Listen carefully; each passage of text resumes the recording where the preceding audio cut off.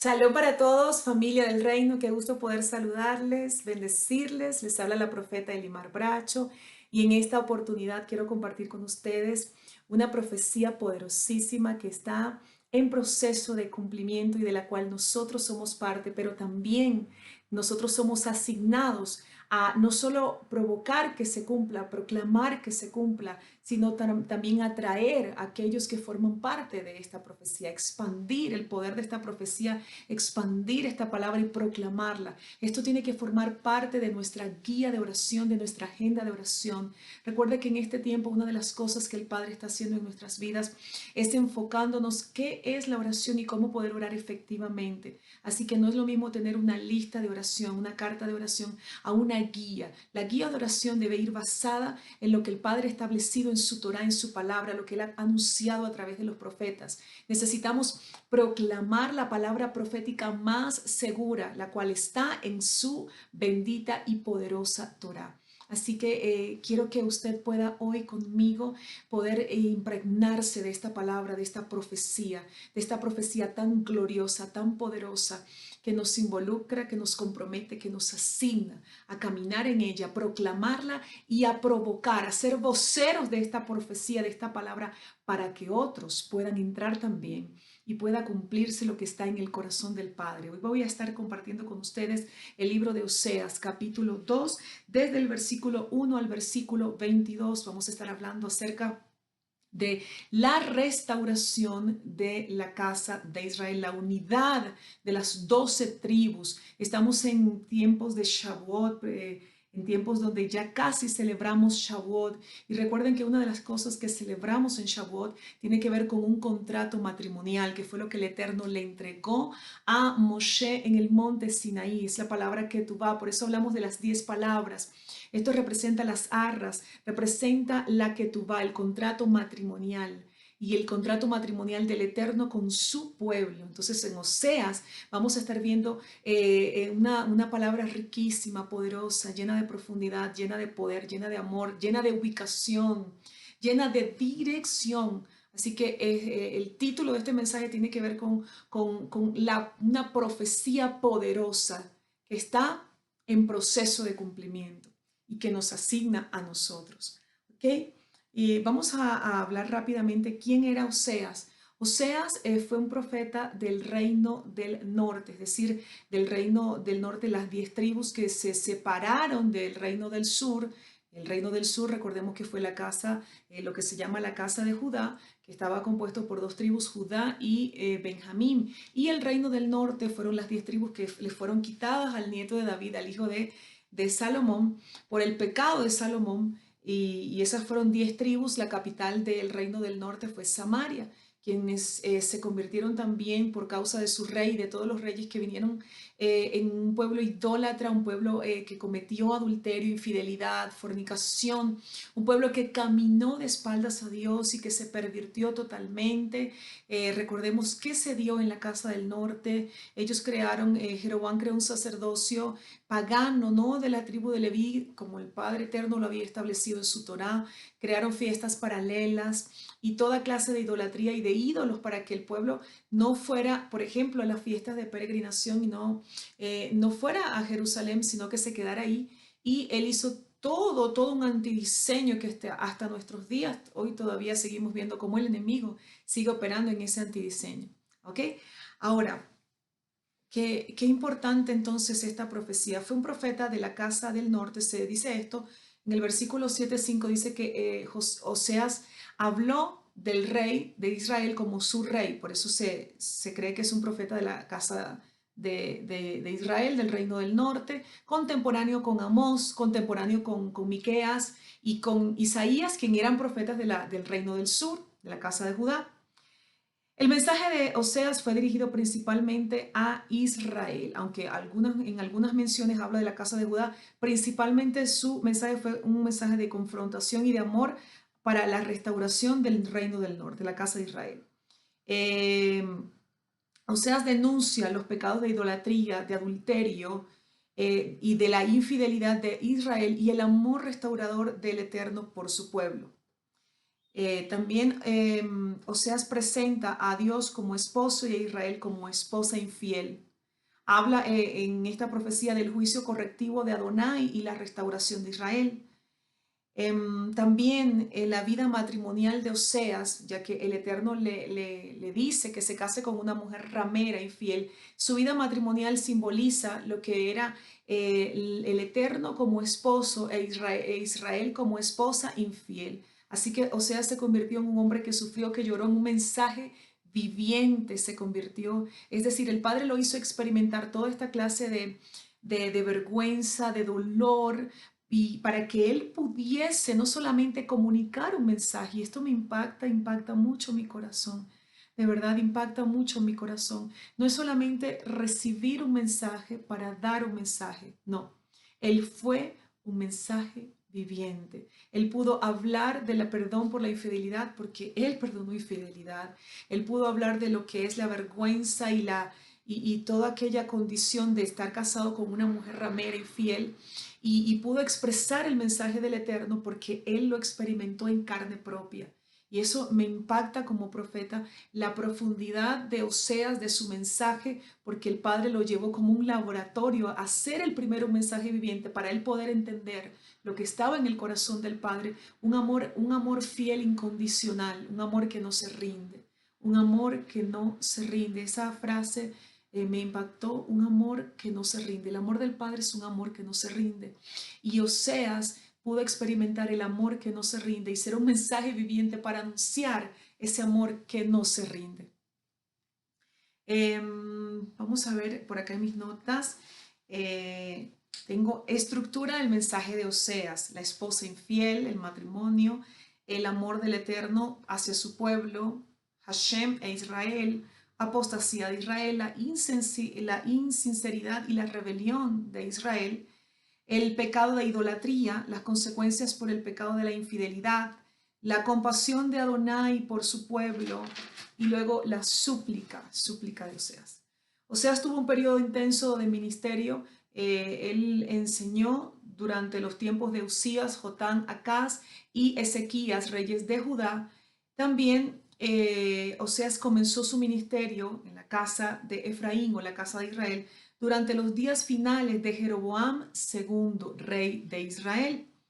Israel en ese tiempo estaba en una condición deplorable, una condición terrible de inmoralidad sexual, de inmoralidad en todas las áreas de su vida, perversidad, corrupción. Estaban alejados del diseño del Padre, estaban alejados de la comunión, estaban cayendo en toda clase de prácticas paganas de los pueblos paganos como Egipto, Asiria. Después de la muerte de Jeroboam II, la anarquía prevaleció en Israel. Declinó rápidamente Israel hasta su derrocamiento por parte del rey de Asiria. Recordemos que a través del rey de Asiria fue que las 10 tribus fueron dispersas por todo el mundo y dicen lo que se llaman las 10 tribus perdidas. 20 años más tarde, 4 de los 6 reyes de Israel fueron asesinados por sus sucesores. Profetizando durante los días que rodearon a la caída de Samaria, Oseas se enfoca en la desviación moral de Israel. Él confrontó el pecado y su rompimiento de la relación de pacto con el Eterno. Y Oseas pudo anunciar el juicio. El juicio es inminente, es decir, ya ustedes, el pecado de ustedes ya ha subido al corazón del Padre y el juicio es inminente. Él profetizó este juicio, esta caída. La condición de la casa de Judá también era terrible, era deplorable. Pero recordemos que el Eterno hizo un pacto con David y no le dio carta de divorcio por amor a David, su siervo. Oseas entonces, para hacer un resumen, Oseas se le ordenó casarse con Gomer, una prostituta. Tuvieron 3 hijos, 2 hijos y una hija. Posteriormente, sus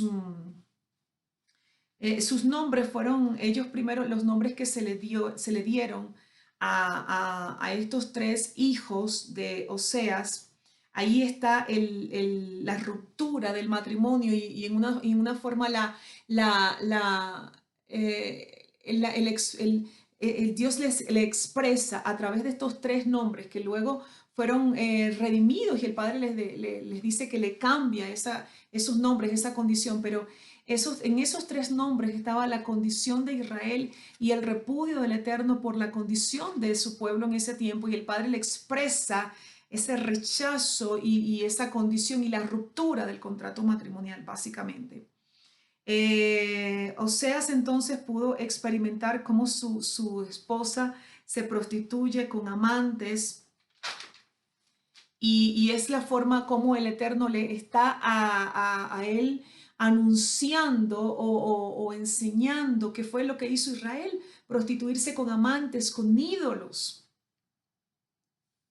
Em, el Eterno habla acá a través de Oseas de un periodo de restauración, de llevarle es como una rehabilitación de esa condición que tenía la casa de Israel.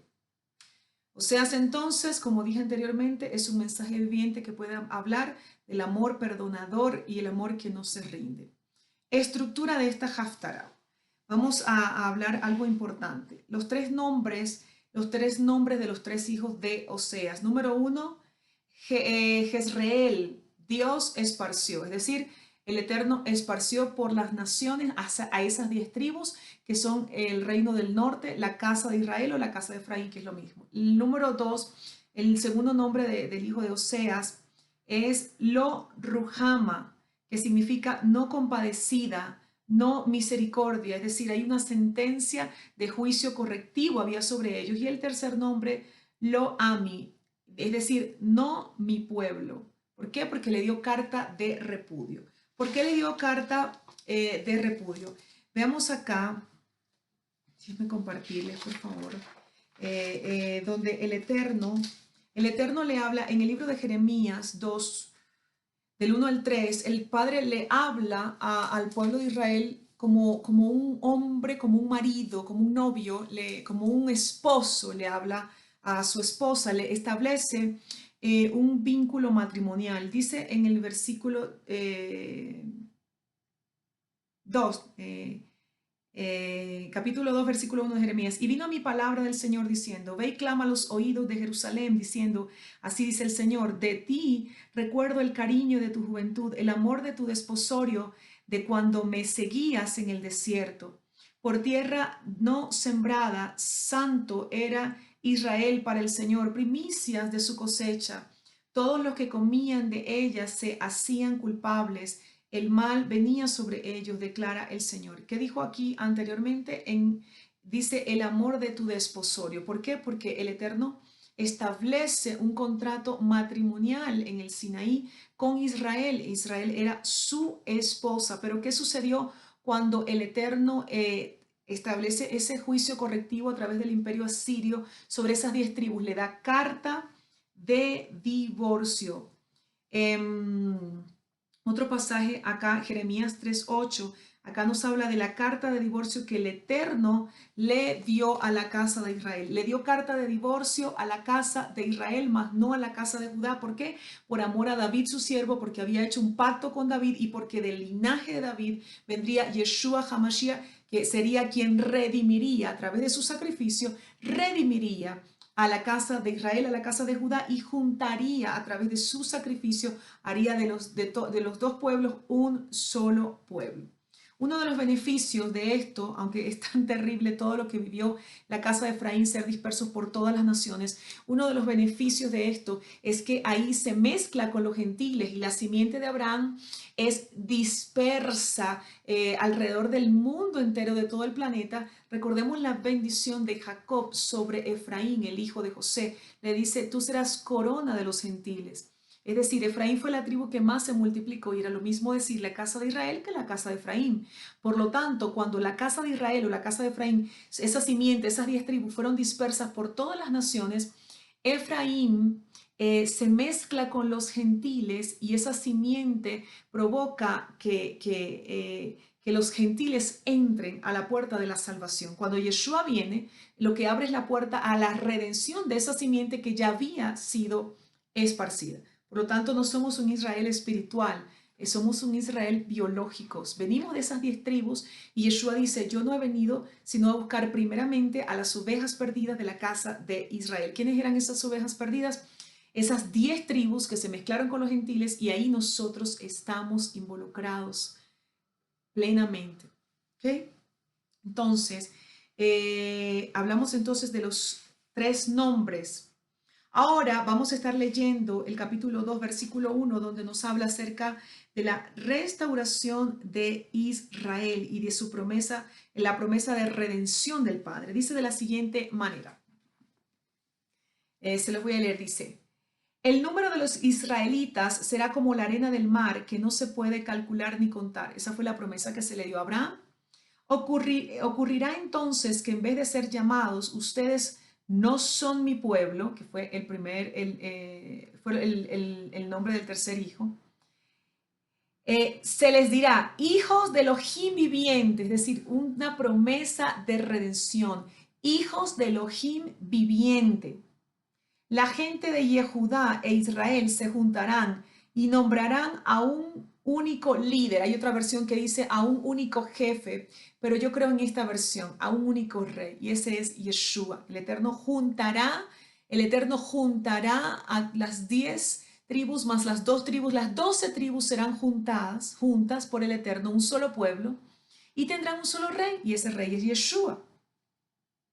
Es decir, los sacará del exilio, ascenderán a Israel, grande será el día de Israel. Recuerden que ese fue el primer nombre del hijo de Oseas.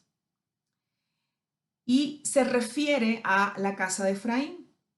Díganles a sus hermanos, a mi pueblo, y digan a sus hermanas, Ruhamá, es decir, compadecida. Esto es en alusión a la unificación de las 10 tribus. Algunos comentaristas dicen que estos 3 nombres representan uno a la tribu de Benjamín, otro a la tribu de Judá y otro a la casa de Efraín, que es la que volvería para juntarse y hacer un solo pueblo, es decir, en las 10 tribus, que el nombre de la hija representaba a Efraín, quienes eran las 10 tribus, y uno de los hijos representaba a Benjamín y otro a Judá. Es un comentario, se los quise compartir por acá. Ahora entramos en el versículo 4, donde se nos habla acá de la mujer desleal y se describe este gran pecado delante del Eterno. Dice, quéjense contra la madre de ustedes, quéjense, pues ella no es mi mujer ni yo soy su marido, que se deshaga, que se deshaga de sus prostituciones y quite a sus amantes de entre sus pechos. Aquí está hablando de la condición, recuerde que está hablando de la condición de la casa de Efraín, sus amantes de entre sus pechos. Qué lenguaje tan impactante esta profecía, ¿verdad que sí? Suena fuerte, pero así lo ve el Eterno. Para evitar, versículo 5, para evitar que la desvista y la deje desnuda tal como el día que nació, y para evitar que la deje como un desierto y como tierra seca la haga morir de sed. No tendré misericordia de sus hijos, pues son producto de su prostitución, pues su madre se prostituyó. La que los concibió perdió el honor al decir, iré con mis amantes, que me provee mi pan y mi agua, mi lana y mi lino, mi aceite y mis bebidas. Por eso obstruiré su sendero con espinos y la rodearé con un cerco para que no pueda encontrar sus caminos. Fíjese, el versículo 8 es un proceso correctivo que vendría sobre sobre la casa de Efraín por confiar y decir que no confiar en el Eterno como su proveedor, sino confiar en en sus ídolos con los cuales se había prostituido y confiar que la provisión, su vino, su aceite, su trigo vendría de ahí. Dice, perseguirá a sus amantes, pero no los alcanzará. Los buscará, pero no los encontrará. entonces dirá, me iré y volveré a mi primer esposo. Es el proceso correctivo del Eterno para hacer volver a Efraín a casa. Con mi primer esposo, ya que estaba mejor entonces que ahora. Pues ella no conoció que era yo, dice el Eterno, ¿ok? Quien le proporcionaba el trigo, el vino y el aceite, la plata y el oro con que yo la colmé, fue utilizado para el Baal. Es decir, el Eterno les está diciendo, Él fue su proveedor, Él fue el que les dio todo el oro, la plata, y ellos usaron eso para, le dieron un uso torcido y perverso para ídolos, para Baal. Por eso le quitaré mi trigo cuando madure y mi vino en su estación, y le sacaré también mi lana y mi lino que le di para que cubriera su desnudez. Ahora revelaré su repulsividad a los ojos de sus amantes, y nadie la salvará de mi mano. Aquí nos sigue hablando del proceso correctivo y cómo el Eterno repudia la idolatría. Dice el versículo 13, también pondré fin a su alegría, sus fiestas, sus rojodes. Esto es un pasaje importantísimo. Una vez una persona me dijo, mira, ¿cómo hago con este pasaje? Porque yo hablo del Shabbat, de las festividades de rojodes, y alguien me vino con este pasaje y yo no sé cómo defenderme. Bueno, yo le dije, bueno, este pasaje es específicamente para la casa de Efraín por causa del pecado de idolatría. Eso fue lo que el Eterno hizo con Efraín. Le dio carta de divorcio, le prohibió celebrar festividades, le prohibió los rojodes y le dijo, me son abominación. El Eterno les habló eso a través de los profetas y les quitó el derecho de hacerlo. Por eso también hay un rechazo, un antisemitismo en la iglesia evangélica. ¿Y por qué digo en la iglesia evangélica? Porque gran parte de la casa de Efraín está en la iglesia evangélica, y cuando escuchan algo que tiene que ver con Shabbat, con judío, con rojodes, es como que tienen un rechazo, y eso proviene de ahí todavía, desde esa carta de divorcio, porque el Eterno, por su rebelión, su corrupción, su perversidad, les quita el derecho de celebrar sus festividades santas, convocatorias eternas santas. Y este pasaje entonces no es para el pueblo del Eterno. Este pasaje fue en un contexto, fue cuando el Eterno le da carta de divorcio a el reino del norte, las 10 tribus, a la casa de Israel o la casa de Efraín, ¿ok? Es importante entender esto. Entonces dice que también pondré fin a su alegría, sus fiestas, sus rojodesh y sus Shabbat y todas sus festividades. Destruiré sus viñas y sus higueras, de las que ella decía, esta es mi paga que me dieron mis amantes. La convertiré en un bosque en el que en las que las bestias salvajes la devorarán.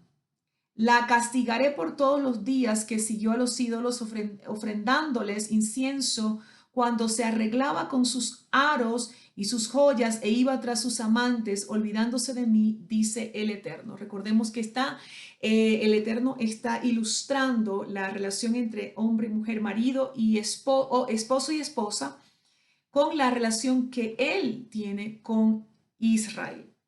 Por eso, mira, hacer un altico aquí. Por eso, mira, la sacudiré, la llevaré al desierto y le hablaré a su corazón. Es decir, el sacudimiento y el desierto tiene que ver con procesos de sufrimiento, procesos de corrección, porque el Padre trajo todo ese proceso con la finalidad de que la casa de Efraín vuelva a casa. Le voy a volver a decir, de que la casa de Efraín o la casa de Judá, que la casa de Efraín o la casa de Israel vuelvan a él, vuelvan a su corazón. Y por eso dice, y hablaré a su corazón. Cuando una persona está viviendo procesos duros, es cuando Dios puede hablar al corazón. No necesariamente hay que estar sufriendo para que Dios pueda hablar al corazón, pero hay personas a quien Dios tiene, y no solamente al pueblo de Efraín. Hay personas que, esto está vigente, ese principio. Hay personas a las cuales Dios tiene que introducirlos en procesos duros para que abran su corazón y le puedan escuchar y se puedan alinear lo que está en el corazón del Padre. Dice el versículo 17, desde allí le daré a ella sus viñedos y transformaré el valle de Ajor, es decir, valle de aflicción, en la puerta de la esperanza. Eso es lo que el Padre trajo para Efraín cuando vino Yeshua a morir por la humanidad. Él dijo, yo he venido primeramente a las ovejas perdidas de la casa de Israel. Él dijo, hay unas ovejas, yo tengo unas ovejas que no son de este rebaño. Entonces, cuando Yeshua vino, él vino a cambiar la aflicción por esperanza y él vino a redimir y hacer volver a casa a esas 10 tribus que no están perdidas y que estamos aquí y que siguen volviendo a casa. Por eso esta profecía es tan impactante, porque nos asigna a nosotros a proclamar este mensaje de las dos casas, de las 10 tribus que fueron dispersas a través del imperio asirio, de que Yeshua vino a redimir esas ovejas perdidas, de la importancia de que a causa de la rebeldía de Israel entraron también los gentiles y alcanzaron salvación. Entonces nosotros necesitamos comprometernos con este mensaje, entender lo que son el mensaje de las dos casas de Israel, la casa de Judá, la casa, el reino del norte, y la casa de Efraín, el reino del sur, y que el Padre de los dos pueblos quiera ser uno solo, y aunque a través de Yeshua lo provocó, lo hizo en el plano espiritual jurídico, es importante que esta profecía siga siendo proclamada en nuestros días, porque estamos en el tiempo final y esto necesita tener un cumplimiento, porque Yeshua será el rey de todas estas tribus que somos todos nosotros. No somos Israel espiritual, somos un Israel biológico. Y esto es muy importante entenderlo. Él no vino a hacer un nuevo pacto. Él vino a renovar, dice la palabra del Eterno en Jeremías capítulo 31, que él dijo, vienen días en los cuales renovaré mi pacto con la casa de Judá y la casa de Efraín o la casa de Israel. Él no vino a edificar, a fundar una iglesia cristiana apartada del diseño de la Torá. Él no vino a crear una iglesia que iba a sustituir a Israel. Tenemos que entender el contexto del libro de Romanos capítulo 11. No, no, no, no, no, no, no, no. Él no vino a hacer eso. En ninguna parte de la escritura dice que él vino a hacer un nuevo pacto. El pacto no es nuevo, y aunque nuestras Biblias, la Reina Valera diga nuevo, la palabra no es neo. La palabra ahí en el hebreo lo que significa es renovar, darle frescura a algo. Tiene que ver con ratificar. Ese es el significado en hebreo de esa palabra. Ratificar. No es la palabra neo la que se usó ahí, no es nuevo. Tiene que ver con ratificar, el Berit Hadashah, el pacto renovado. Esto tiene que ver con ratificar, con renovar, darle frescura. Y necesitamos entender bien el contexto de la palabra. En ninguna parte de la escritura se dice que el Eterno hace pacto con una iglesia, hace un nuevo pacto con gentiles. No. Él vino a renovar el pacto con la casa de Judá y la casa de Efraín, que somos nosotros. No existe tal cosa como un nuevo pacto. No existe tal cosa como un nuevo pacto. Esta es una de las clases que voy a estar enseñando en la Escuela de Evangelismo, que espero podamos iniciar muy pronto. Continúo entonces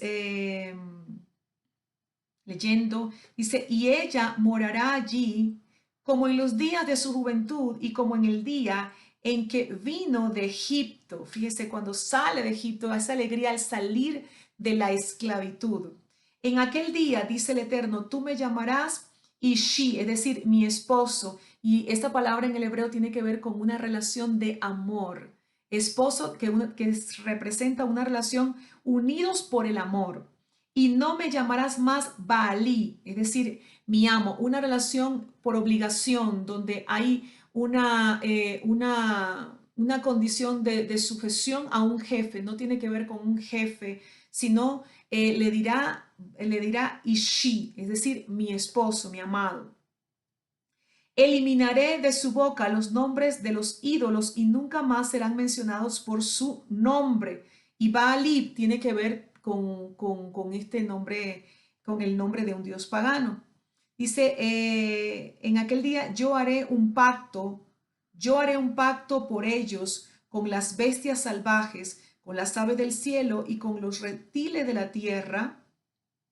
Eliminaré el arco, la espada y las guerras de sobre la tierra, y así haré que puedan vivir en paz. Te tomaré como novia para siempre. Te tomaré como novia en mérito a tu honestidad y tu rectitud, benevolencia y misericordia. Te tomaré como novia en mérito a tu fidelidad y conocerás a Hashem. Qué poderoso cómo el Eterno habla aquí en el libro de Oseas y en esta profecía que necesitamos proclamar en nuestros días. Habla de la restauración de su pueblo, que aunque te corregí, aunque te esparcí, aunque te di carta de divorcio a través de Yeshua, lo que vine a establecer fue la restauración. Fíjese lo que va a pasar y lo que pasó en Shavuot, Hechos capítulo 2.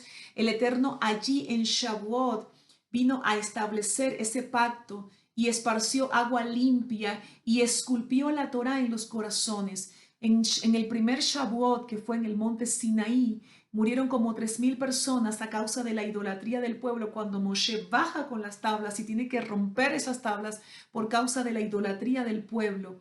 Murieron como 3,000 personas. El contrato matrimonial se establece un espacio ahí de tiempo porque venía todo este proceso que se iba a dar después, más adelante. Y fíjese que lo que pasa en Hechos 2, el Rúa es derramado. Yeshua muere y resucita y pasa 40 días en la tierra proclamando el reino, el mensaje del reino. Pero también él dice, él asciende aproximadamente unos 10 días antes de Shavuot, aproximadamente. Y luego dice que esperen la promesa porque en no muchos días, o sea, en pocos días, vendría el derramamiento del Rúa. ¿Cuándo? En Shavuot.